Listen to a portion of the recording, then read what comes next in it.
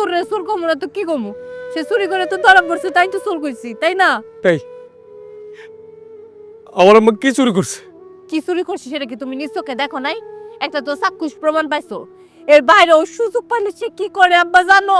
আমার সোনা দানা স্বর্ণ গয়না যা আছে সব চুরি করে এই শিউলিরে দিয়ে দেয়। বিয়ান সাহেব, আমার মাইয়া যা কইতাছে তা কি সব সত্যি?